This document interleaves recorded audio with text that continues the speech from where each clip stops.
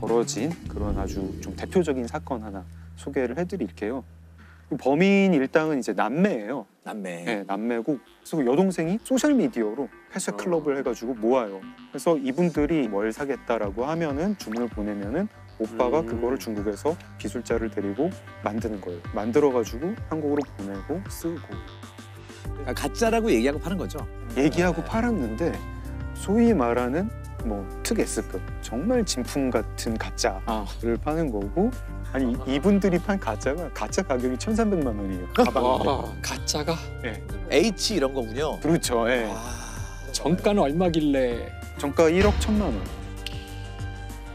이 고객들은 일단 뭐 대학 교수, 의사 뭐 이런 분들입니다. 가격 때문에 뭐 그 사신 분도 계시지만 그 1억 1,000만 원짜리 가방 같은 거는 주문을 해도 쉽게 못 산다면서요. 네, 대기 기간도 굉장히 길고 그래서 이분이 모은 그 회원이 2,300명이에요. 2,300명이고 그 중에 700명은 구매를 했어요. 그래서 이거를 이제 적발을 했는데 회원제 사이트에서 중국산 특 S급 가짜 명품을 팔아 34억 원의 수익을 챙긴 남매가 검거됐습니다. 붙잡힌 A씨 남매는 블로그와 밴드에 가짜 명품 사진을 올리는 방식으로 판매 사이트 회원을 2,000명 넘게 모았습니다. 가짜 명품 80억 원어치를 팔아 34억 원을 챙긴 A씨 남매는 포르쉐 등 외제차를 타며 호화로운 생활을 해온 것으로 드러났습니다.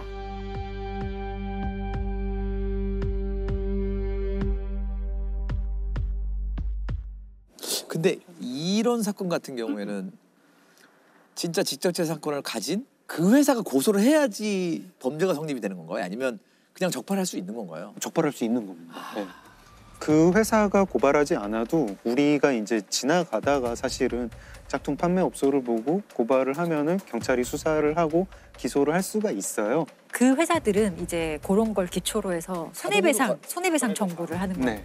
너 때문에 우리의 브랜드 이미지가 이렇게 하락했고 그걸로 수익을 봤으니까 이 정도는 손해로 계산을 해서 우리한테 배상을 하라. 민사로는 절로 나가야 된다.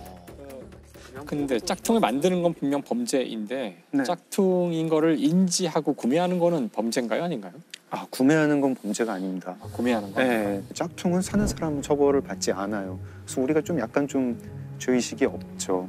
자기 이거 사는 걸로 인해서 피해자가 있다는 생각을 잘 못해요. 그냥 가벼운 마음으로 짝퉁을 샀다고 생각을 하는데 사실은 범죄 조직의 수익이고 그 조직이 어디서 성매매업소 만드는데 투자를 한 셈일 수도 있습니다. 네. 이게 그냥 수요 없어지면 싹 없어질 만한 범죄거든요. 그렇죠. 수요가 있으니까 수요 때문에 공급이... 생기는 범죄잖아요. 네. 제가 오늘 낮에 그 압수물품 그 컨테이너 다녀왔는데 이런 것도 가짜가 있나 싶을 정도로 정말 그냥 생필품 우리 쓰는 거 그런 것도 가짜가 많아요. 여기가 그러면 이제 압수물품 놔두는 그런 네, 보관 창고입니다. 와. 이게 이렇게 있으니까 되게 좀 기묘하달까? 사실 이제 이 제품은 네. 그 아울렛에서 판매했던 거거든요. 이거 사는 분은 그러면 진짜 이게 진짜인 줄 알고 썼던 거겠네요. 네, 그렇습니다. 이런 그라인더도 공업용 그라인더 가는 거요. 그렇죠. 그렇죠. 깨지면 쓰면 돼요. 막 돌아가다 날아가가지고 눈에 들어가고 막. 네. 마스크도 짝퉁 있어요. 짝퉁인데 검정필. 네. 한국 산업안전공단 검정필 획득. 이거는 한참 코로나 마스크 모자랄 때. 할때 신고가 들어와가지고 이게 그 대란이 일어났었던 그 물건. 야. 그래서 만들자마자 인기 끈다 싶으니까 바로 그냥 또 짝퉁을 만들고 참. 아니 근데 이렇게 뭐 말씀만 듣다가 물건을 보니까 진짜 짝퉁 규모가 어마어마하다. 그러니까 저는 이게 꼭 명품보다는 뭔가 신용과 브랜딩이 된 제품은 짝퉁이 나오는 것 같아요. 그쵸. 네. 왜냐면 그 이름 보고 다 사니까. 그런 걸 보여주는 사건이 있는데요. 2015년에 검거가 된 사건이고 천삼 위조 사건입니다. 천삼? 네. 인삼 같은 거예요? 이게 이제 홍삼의 등급인데 최고급 홍삼을 따로 이제 천삼이라고 브랜딩을 해서 팔아요. 하는데 제가 어제 인터넷 쇼핑몰 가가지고 천삼 얼마인가 보니까 요만한 거 600g짜리 한 통이 300만 원이에요. 와.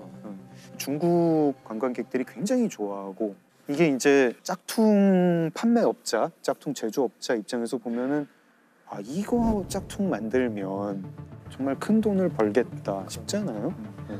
그러면은 중국의 이 짝퉁 제조업자들이 어떻게 하느냐 이런 경우에 어떻게 할까요? 어차피 상 봐가지고 모를 것 같고요. 일반인들은 그러니까 웬만한 전문가 아니면은 그 인증서라든가 이런 그렇죠. 걸 도용해야 그렇죠. 뭐 아주 거를 이 짝퉁 조직이 어떻게 하냐면은 한국의 인삼 회사에서 그 인증서랑 포장지를 만드는 회사가 있잖아요. 네. 그 회사 사장님을 포섭을 합니다. 아, 포장지 만드는 기계랑 정품 인증서 만드는 기계를 한 대씩 더 만들어. 정품 인증서를 수만 장을 만들고 그 만드는 기계를 인천항에다가 배에다 실어요. 배에다 싣는데 그날이 일요일이었대요. 네. 그리고 이제 이 판매 조직 입장에서는 제조 조직 입장에서는 다 끝난 거잖아요. 내일 중국에 가서 기계 열심히 가동해가지고 포장지로 포장해서 팔 일만 남았다 이렇게 생각을 하고 강원도의 별장에 가가지고 파티를 엽니다. 파티를 열고 내려오다가 특사경이 체포가 돼요. 피의자가 저기 출국하기 전에 네. 뭐 자기들만의 그 파티를 한다고 거기 별장이 있는 곳에 네.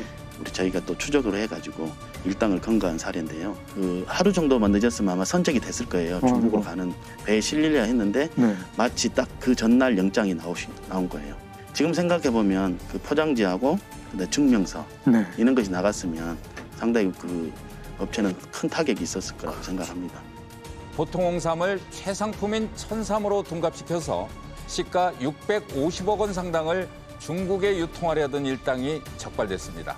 이들은 가짜 천삼 이주에 필요한 인증서와 포장지, 포장용 기계 등을 중국으로 가져가기 위해 임시 보관해오다 특거청 특별사법경찰에 덜미를 잡혔습니다.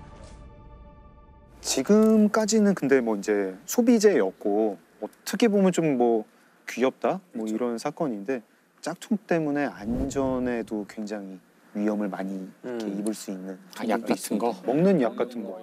이제 제일 큰 문제는 처방을 받았는데 가짜 약을 사게 되는 경우죠. 와. 네, 이제 기본 유통시장에도 뿌려져 있다. 기본 유통시장에 엄청 많이 뿌려져 아, 있고, 엄청 많이. 네, 엄청 많이 뿌려져 있고, 아예 그걸 노리는 가짜 약이 나오는 게 네, 이건 무서운 얘기인데. 네, 말라리아 약을 그렇게 가짜 약을 만든다는 거예요. 야, 이건 이게 진짜 아프리카나 이제 동남아에서 말라리아로 죽는 사람이 많은데 그래서 이제 국제기금 같은 데서 말라리아 약을 대량으로 사서 이제 쓸 수 있게 하는데 그거를 노리고 말라리아 가짜 약을 먹는데 이 약을 먹으면 효과가 없잖아요. 그래서 말라리아에 걸리는 거죠. 아프리카에서 매년 10만 명이 넘는 인원이 중국이나 인도 등지에서 만든 가짜 약으로 인해 숨지고 있는 것으로 나타났습니다. 지난 2015년 저품질 말라리아 치료제 때문에 목숨을 잃은 5살 미만 영아만 12만 2천 명에 달했다고 밝혔습니다. 그러니까 이거는 아까 무슨 명품 짝퉁하고는 좀 차원이 다른 차원이 다른 거네. 문제인가요? 목숨이 걸린 거. 거의 살인범죄인데 이건 살인. 그렇죠. 살인범죄. 차원이 다른 거 하나 말씀드리겠습니다. 원전 부품 짝퉁사. 예. 안 되는데 안 되는데. 네, 대재앙인데 이거. 대재앙이죠. 근데 그런 일이 한국에서 최근에 있었습니다.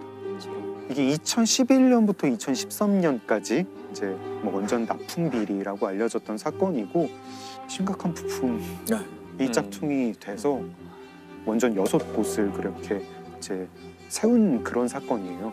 원자력 발전소에 또 불량 부품이 사용된 것으로 확인돼 신고리 2호기와 신월성 1호기 가동이 중단됐습니다.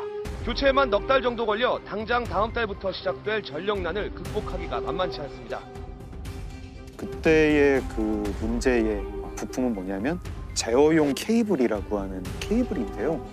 원전에서 사고가 났을 때 안전 설비가 원전을 이제 차단하는 그런 설비가 있는데 그때 신호를 보내는 그런 케이블이에요. 굉장히 중요한 거. 사고가 났을 때 엄청난 거잖아요. 엄청나죠. 그게 가동을 네. 안 되거나 이러면. 네. 만약에 이 케이블이 제대로 작동하지 않았다.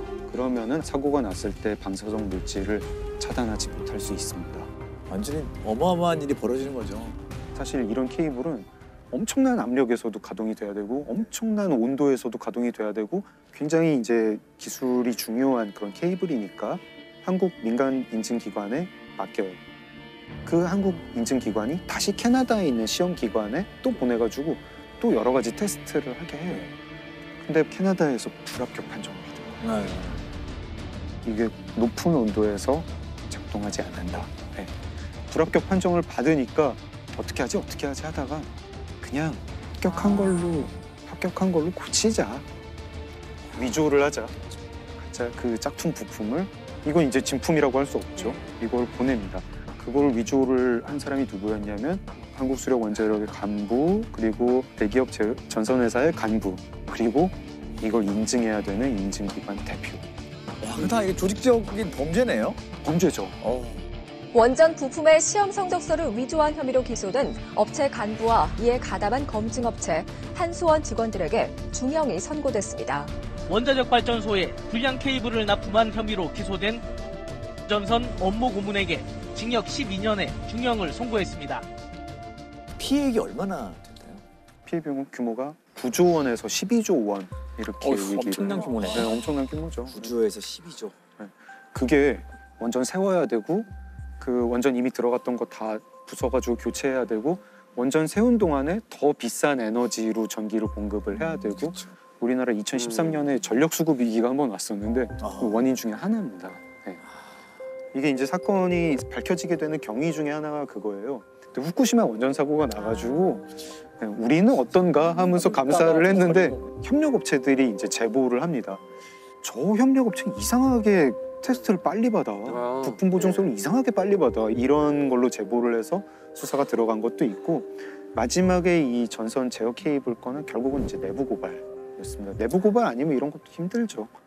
이거를 이 상태에서 잡았던 게 맞아요. 다행이라고 볼 수도 나중에 있고. 사고가 나서 네.